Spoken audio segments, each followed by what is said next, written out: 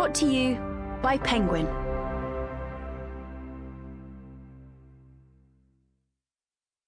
Wind Pinball.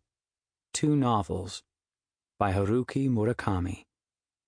Translated from the Japanese by Ted Goosen. Read for you by Kirby Heyborne. The birth of my kitchen table fiction. An introduction to 2 short novels. Most people, by which I mean most of us who are part of Japanese society, graduate from school, then find work, then, after some time has passed, get married. Even I originally intended to follow that pattern, or at least that was how I imagined things would turn out. Yet in reality, I married, then started working, then, somehow, finally managed to graduate. In other words, the order I chose was the exact opposite to what was considered normal. Since I hated the idea of working for a company, I decided to open my own establishment, a place where people could go to listen to jazz records, have a coffee, eat snacks, and drink. It was a simple, rather happy-go-lucky kind of idea. Running a business like that, I figured, would let me relax, listening to my favorite music from morning till night. The problem was, since my wife and I had married while still in university, we had no money. Therefore, for the first 3 years, we worked like slaves, often taking on several jobs at once to save as much as we could. After that, I made the rounds, borrowing whatever money friends and family could spare. Then we took all the funds we had managed to scrape together and opened a small coffee shop bar in Kokobunji, a student hangout in the western suburbs of Tokyo. It was 1974. It cost a lot less to open your own place back then than it does now.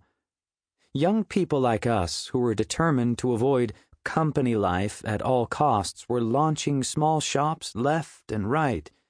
Cafes and restaurants, variety stores, bookstores, you name it.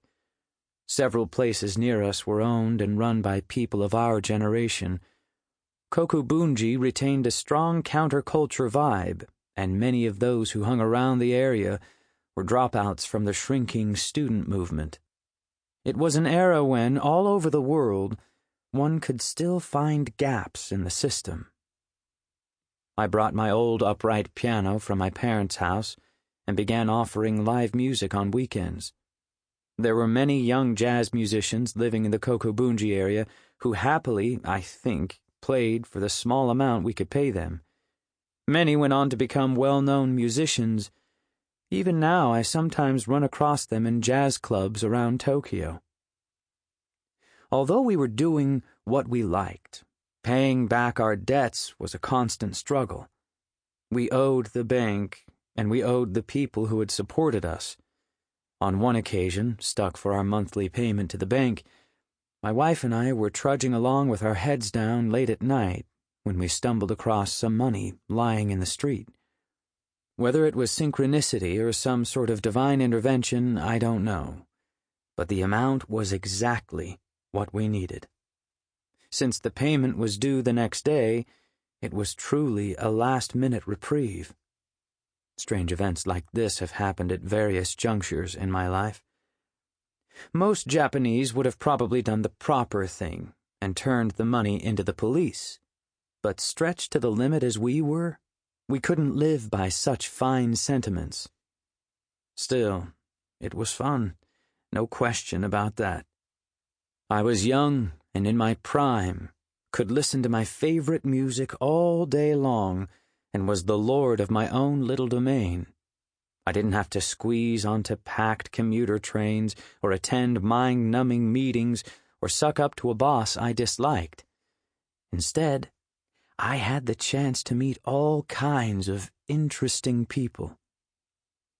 My 20s were thus spent paying off loans and doing hard physical labor, making sandwiches and cocktails, hustling foul-mouthed patrons out the door. Sample complete. Ready to continue?